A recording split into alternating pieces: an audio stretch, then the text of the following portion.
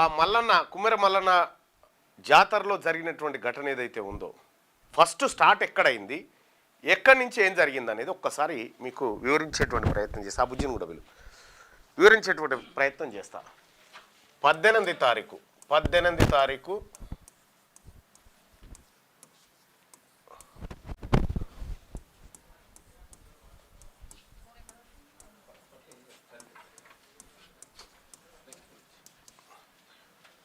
తారీఖు రోజు ఆ కుమ్మెర మల్లన్న జాతర జరిగింది. ఆ జాతర జరిగింది. కూర్చోండి తల్లి. జాతర జరిగినటువంటి సందర్భంలో ఈ రజకుడి కుటుంబం, ఇతడు రజకుడు, ఒక భర్తనేమో రజక సామాజిక వర్గం, భార్యనేమో ఎస్సీ సామాజిక వర్గం. వీళ్ళకి 2 నెలల పాప ఉంది. 2 నెలల పాప ఉంది. వీళ్ళందరూ కలిసి దైవ దర్శనానికని ఆ ఊరి జాతర మల్లన్న జాతరకు పోయినారు. పోయినటువంటి సందర్భంలో అక్కడ దైవాన్ని దర్శించుకోవాలంటే 100 రూపాయల టికెట్ కట్టాలి మీరు అని చెప్పి, 100 రూపాయలు కట్టాలని చెప్పి వాళ్ళు చెప్పారు. ఎవరు?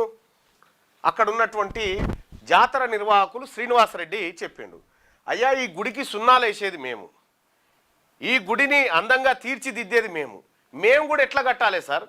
మేము సున్నాలు వేస్తాను పనికొస్తాం, కానీ దేవుణ్ణి దర్శనం చేసుకోవడానికి మేము డబ్బులు కట్టాలా అని చెప్పి వీళ్ళు చెప్పినటువంటి నేపథ్యం మనం ఇక్కడ చూస్తూ ఉన్నాం.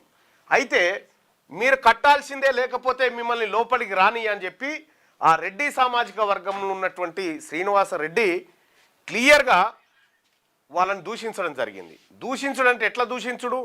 వీళ్ళని కులాల పేరుతో పెట్టి ఆ మహిళని వక్షోజాలు పోయాలని చెప్పిండు. చెప్తే ఈ అబ్బాయి ఏం చేసిండు, మా జాతులను ఇట్లా అంటా ఉన్నారు కదా, మరి మిమ్మల్ని మేమంటే మీకేమైనా తల ఉంటుందా అని చెప్పి వాట్సాప్ గ్రూప్లో పెట్టిండు. వాట్సాప్ గ్రూప్లో పెడితే ఈ శ్రీనివాసరెడ్డి అనేటోడు ఏం చేసిండు, మిగతా రెడ్డిలందరికీ ఇన్ఫార్మ్ చేసి గుడికాడికి పిలిపించుకొని ఈ రజక బిడ్డ ఎవరైతే ఉన్నారో అతని పైన విచక్షణ రహితంగా దాడులు చేసిండు. చంపేద్దామని ఓ రకంగా 9-10 మంది కలిసి ఒక రూమ్లో వేసి విచక్షణ రహితంగా దాడులు చేస్తే ఆ విజువల్ అంతా మీరు చూసిరు. ఆ రూమ్లో కొడుతున్నటువంటి దెబ్బలు. నా భర్తని కొట్టొద్దయ్యా అని చెప్పి ఈమె వేడుకుంది, భార్య వేడుకుంది, నా భర్తను కొట్టొద్దని చెప్పి వాళ్ళ కాళ్ళ మీద పడ్డది. ఈ 8-10 మంది రెడ్లు ఏం చేసిరు, వీళ్ళని బూతులు తిడుతూ, అయితే ఈ పసిపాప ఈ పిల్లగాని తల్లి దగ్గర ఉంది, ఒళ్ళో ఉంటే నా కొట్టకండి అయ్యా, ఈ చిన్నపిల్ల ముఖం చూడండి అని చెప్పారంటే ఈ శ్రీనివాసరెడ్డి అంటోడు ఈ చిన్నపిల్లని కాలుతుందంటే గోడకు తగిలి చనిపోయింది. ఇది జరిగినటువంటి ఘటన. అయితే దీనిపైన వీళ్ళు రజక కుటుంబం ఏం చేసిరు అంటే వెంటనే చనిపోలేదు, ఆసుపత్రిలో చికిత్స పొందుతూ 2 రోజుల తర్వాత చనిపోయింది. అయితే ఈ రజక కుటుంబం ఏం చేసింది, వెంటనే నాగర్ కర్నూలు పోలీస్ స్టేషన్కి పోయింది. నాగర్ కర్నూలు పోలీస్ స్టేషన్కి పోతే నాగర్ కర్నూలులో ఎస్ఐగా విధులు నిర్వహిస్తున్నటువంటి గోవర్ధన్ ఆయన ఏం చేసిండు, వీళ్ళని లోపలికి రానియకుండా మీరు వెయిట్ చేయండి అని చెప్పి వెయిట్ చేయించి వెంటనే ఆ ఎస్ఐ ఏం చేసిండు, ఈ శ్రీనివాసరెడ్డికి ఫోన్ చేసిండు. శ్రీనివాసరెడ్డి ఆ తర్వాత ఆ ఊరు సర్పంచ్కి ఫోన్ చేసి వాళ్ళు మీ మీద కంప్లైంట్ ఇవ్వడానికి వచ్చిరు, మీరు త్వరగా రండి, మీరు వస్తే ఫస్ట్ కంప్లైంట్ మీదే తీసుకుంటా అని చెప్పి ఆ ఎస్ఐ చెప్పడం జరిగింది. ఎస్ఐ ఎట్లా చెప్పిండు, సిఐ అశోక్ రెడ్డి ఆదేశాల మేరకు చెప్పిండు. సిఐ అశోక్ రెడ్డి ఆదేశాల మేరకు చెప్తే అప్పుడు రెడ్లందరూ రుక్కొచ్చి వీళ్ళ మీద కంప్లైంట్ చేసిరు. వాస్తవానికి వీళ్ళని కొట్టే టైంలో ఈ రజక కుటుంబమే 100 కాల్ చేస్తే పోలీసు వాళ్ళు ఆలస్యంగా వచ్చి చూసి చూడనట్టు వదిలేసిన తర్వాత జరిగిన ఘటన ఇది. బాధితులేమో వీళ్ళే వచ్చి ఉల్టా కేసు పెడితే ఆ సిఐ అశోక్ రెడ్డి అనేటోడు ఏం చేసిండు, వీళ్ళ మీద వెంటనే ఎఫ్ఐఆర్ కట్టేసిండు. వీళ్ళ మీద వెంటనే ఎఫ్ఐఆర్ ఇచ్చేసిండు. వీళ్ళని లోపలికి రానిస్తున్నాడు. వీళ్ళ ఎఫ్ఐఆర్ పూర్తయినాక అప్పుడు వీళ్ళని పిలిపించుకొని వీళ్ళ కంప్లైంట్ తీసుకుండు. వీళ్ళ కంప్లైంట్ తీసుకొని ఏం చేసిండు, ఈ కంప్లైంట్ వాళ్ళ మీద మనము ఏది కేసు పెట్టాలా వద్దా అనేది కోర్టుకు రిఫర్ చేస్తున్నామని నాగర్ కర్నూలు కోర్టుకు పంపించారు. డేట్ లేని కాగితం మీద నాగర్ కర్నూలు కోర్టుకు పంపించారు. సార్ వీళ్ళు ఇట్లా కంప్లైంట్ ఇచ్చారు, దీని మీద ఎఫ్ఐఆర్ నమోదు చేయన్నా వద్దా అని కోర్టు అనుమతి కట్ట. వీళ్ళకేమో ఏ అనుమతి లేదుగా, వెంటనే ఎఫ్ఐఆర్ కట్టిరు. అయితే ఇది జరిగినటువంటి సందర్భంలో ఆ పాప చనిపోయింది. పాప చనిపోతే కొన్ని దళిత సంఘాలు వాళ్ళు పోయి ఆందోళన చేసిన తర్వాత ఎఫ్ఐఆర్ నమోదు చేస్తలేరు, ఈ దొంగలను అరెస్ట్ చేస్తలేరు. నేను ఆ రోజు నైటే నేను ఆ ఎస్ఐకి ఫోన్ చేసి చెప్పిన, నేను వస్తున్నా, నేను వచ్చే వరకల్లా ఎఫ్ఐఆర్ నమోదు కావాలి, లేదు అని అంటే తన్నడానికి కూడా సిద్ధంగా ఉన్నామని చెప్పిన. మేము పోగానే ఆ అశోక్ రెడ్డి ఆయనకు మోషన్స్ అయినాయట, సిఐకి లీవ్ పెట్టి వెళ్ళిపోయిన సందర్భంలో నేరుగా డిఎస్పీ దగ్గర పోయినా. డిఎస్పీ దగ్గరికి నేను, నాతో పాటు జాజల శ్రీనివాస్ గారు, ఆ తర్వాత బీసీ సంఘాలు, బీఎస్పీ, అలాగే చాలామంది పార్టీల నాయకులు, సిపిఎం కానీ సిపిఐ కానీ, ఆ తర్వాత భారతీయ జనతా పార్టీ నాయకులు కానీ అందరం పోయినాం. ఆ టీఆర్ఎస్ పార్టీ నాయకులు కూడా, మరి జనార్దన్ రెడ్డి ఎక్స్ఎమ్మెల్యే కూడా వచ్చిండ. కూర్చున్న సందర్భంలో నేను కొన్ని క్వశ్చన్స్ అడిగిన. ఎవరిని? డిఎస్పీ గారిని. ఏమడిగినంటే, అయ్యా వీళ్ళు ఇచ్చిన కంప్లైంట్లు ఏవి అని అడిగిన. ఇద్దరిపైన ఎఫ్ఐఆర్ చేసినామండి, మొదట వచ్చిన దాన్ని అని చెప్పాను అన్నాడు. సో ఆ ఎఫ్ఐఆర్ కాపీలు ఇవ్వని అన్నా. ఎఫ్ఐఆర్ కాపీలు ఇవ్వమంటే అప్పుడు డిఎస్పీ గారు తేవాలనా వద్దా అని మొత్తానికి 2 కాగితాలు తెచ్చిండు. ఒకటేమో వీళ్ళు ఇచ్చిన కంప్లైంట్ పైన వీళ్ళపైన ఎఫ్ఐఆర్ చేసింది, రెండోదేమో వీళ్ళు ఇచ్చిన కంప్లైంట్ను కోర్టుకు పంపింది. నేను అడిగిన, వీళ్ళ కంప్లైంట్ ఏమో వెంటనే ఎఫ్ఐఆర్ చేసినావు, వీళ్ళదెందుకు కోర్టుకు పంపినావు, మరి వీళ్ళదెందుకు కోర్టుకు పంపలేదని అడిగిన. సప్పుడు లేదు. ఇక చచ్చిపోయిన వాళ్ళదేమో కేసు లేదు, కేసు. ఒక పాప చనిపోతే, ఒక పాప చనిపోయింది, ఎఫ్ఐఆర్ అంటే ఫస్ట్ ఇన్ఫర్మేషన్ రిపోర్ట్, ప్రాథమిక సమాచారం పైన రిపోర్ట్ తయారు చేయడం. ఈ ప్రాథమిక సమాచారం ఏంది? పాప చనిపోయింది. పాప చనిపోయినప్పుడు పెట్టాల్సింది బిఎంఎస్ సెక్షన్ 103 మర్డర్ కేసు నమోదు చేయాలి. కానీ మేమందరం ఒత్తిడి తేవడంతో ఆ 8 మంది పైన ఎఫ్ఐఆర్ చేశారు. మళ్ళీ కొత్తగా పాప చనిపోయినటువంటి ఘటనలో ఎస్సీ ఎస్టీ యాక్ట్ దాంట్లో మెన్షన్ చేశారు. కానీ మర్డర్ కేసు మాత్రం పెట్టలేదు. ఎందుకు పెట్టలేదని అడిగితే, సార్ ఎఫ్ఎస్ఎల్ రిపోర్ట్ వచ్చినాక చూసి పెడదామని.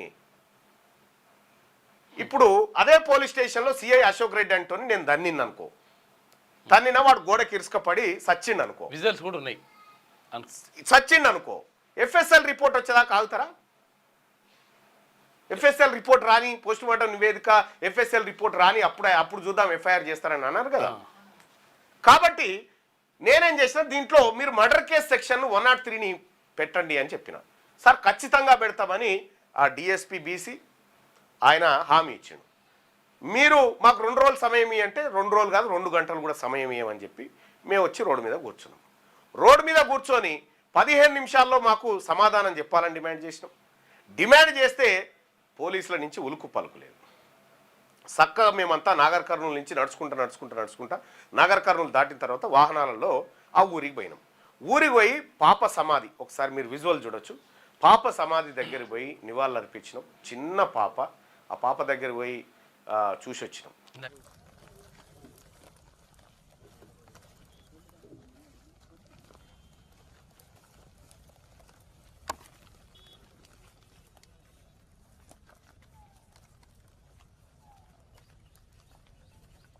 సమాధి, ఆ సమాధి దగ్గరికి పోయి అందరం కూడా నివాళులు అర్పించి, పోలీసు వాళ్ళు ఏం చెప్పారంటే, మరి 8 మంది పైన కేసు పెట్టిరు కదనయ్య, ఈ 8 మందిని అరెస్ట్ చేసిరా అని అడిగినాం. అంటే అదుపులోకి తీసుకున్నారా అంటే, లేదు మేము 4గురిని తీసుకున్నాము అని చెప్పిండు. మరి మిగతా 4 ఎటుపోయిరానంటే వాళ్ళు పరారీలో ఉన్నారు అని చెప్పిండు. ఈ 4గురిని తీసుకోలే, ఈ పరారీ లేరు, అందరు కలిసి దున్నపోతులు లెక్క ఎమ్మెల్యే క్యాంప్ ఆఫీస్లో కూర్చొని బిర్యానీలు తింటా ఉన్నారు. అది వీళ్ళు దొరకలే కదా, మరి మేము కూడా పట్టుకొచ్చే ప్రయత్నం చేస్తాం, మీరు కూడా దిక్కు తిరుగురు అని చెప్పి చక్కగా వాళ్ళ ఇండ్ల పొంటి పోయినాం.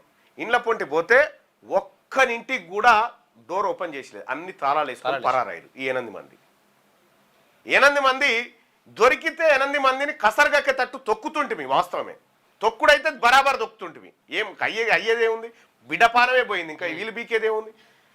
ఇట్లా తొక్కుడైతే తొక్కుతుంటిమి. కానీ పోయి చూసినాం, అందరూ పరారైపోయారు. ఆ ఊరోళ్ళంతా ఈ దుర్మార్గులను చీగొడతా ఉన్నారు.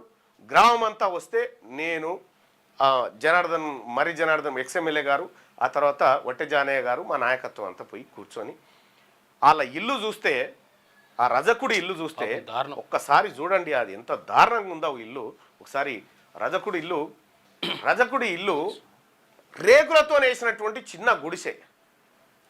ఆ గుడిసెలో బతుకుతున్నటువంటి రజకుడికి ఇంద్రమిల్లు వస్తే ఆ ఇంద్రమిల్లు కూడా పూర్తి కాకుండా ఈ సర్పంచ్ రెడ్డి అడ్డుకున్నాడంట. ఈ రకంగా మోసం చేస్తున్నారు అని చెప్పి అప్పటికప్పుడే ఆ గ్రామంలో నడిబొడ్డున సభ పెట్టి ఆ సభలో తెలంగాణ రాజ్యాధికార పార్టీ నుంచి 2 లక్షల రూపాయల ఆర్థిక సహాయాన్ని ఆ కుటుంబానికి అందించడం జరిగింది. మరి జనార్దన్ రెడ్డి గారు నేను కూడా బాధ్యత తీసుకుంటున్నా ఆ ఇల్లు పూర్తి కావడానికి అని చెప్పి ఆయన చెప్పడం జరిగింది. ఇక్కడ మరి గింత ఏం ఎఫ్ఐఆర్లో ఏం నమోదు చేసిరు వీళ్ళు ఇచ్చిన కంప్లైంట్ మీద? ఈ ముగ్గురు ఆడోళ్ళు కలిసి వీళ్ళ అత్త ఈ రజకుడి అత్త, రజకుడి అమ్మ, చెల్లె, భార్య ముగ్గురు ఆడోళ్ళు కలిసి 8 మంది రెడ్లను తన్నిరట. 8 మంది రెడ్లను తన్ని వాళ్ళ ముఖాల మీద మూత్రం పోసిరు అనుకోరు అదురికి ఒక రకంగా చెప్పాలంటే. మరి ఈ 8 మంది రెడ్లు ఎవరైతే ఆడోళ్ళతో చెప్పు దెబ్బలు తిన్నారో వీళ్ళు ఏ దవాఖానలు ఉన్నారని అడిగిన. పారిపోకూడదు కదా, దెబ్బలు తాకినోడు దవాఖానలు ఉండాలి, పారెట్లా పోతాడు? ఏ దవాఖానలు ఉన్నారని అడిగితే ఎవడు సప్పుడు చేయడిగా. అంటే పోలీసు వ్యవస్థని కాంగ్రెస్ పార్టీ అడ్డం పెట్టుకొని ఒక బీసీ కులానికి చెందినటువంటి రజక కులానికి చెందినటువంటి మా జాతి బిడ్డలను దారుణాతి దారుణంగా హింసించి చంపేసినటువంటి ఘటన. అందుకోసమే ఇక్కడ మేము క్లియర్గా ఆ ఊర్లోనే హెచ్చరిక చేసిన, ఎవడైనా ఈ రాష్ట్రంలో ఎవడైనా మా బీసీల మీద దౌర్జన్యం చేసినా, బీసీల తెరవచ్చినా పండబెట్టి తొక్కుతామని వార్నింగే ఇచ్చొచ్చిన. మాకేం పోలీస్ వ్యవస్థ మీద ఈ ఘటన చూసిన తర్వాత పోలీస్ వ్యవస్థ మీద ఎవరికైనా నమ్మకం ఉంటే ఇక అది ఉత్తదే. పోలీస్ వ్యవస్థ మీద నమ్మకం ఉంటే అది ఉత్తదే అవుతుంది. ఇగో 2 నెలల పసిబిడ్డ, 2 నెలల పసిబిడ్డను ఒళ్ళో పెట్టుకొని ఏడుస్తున్నటువంటి ఫోటో మనం చూడొచ్చు. ఇగో ఇది ఇల్లు, ఇదే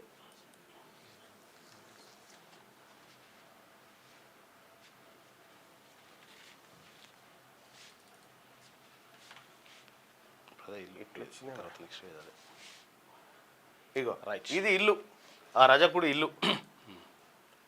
ఇగో ఇది ఇల్లు.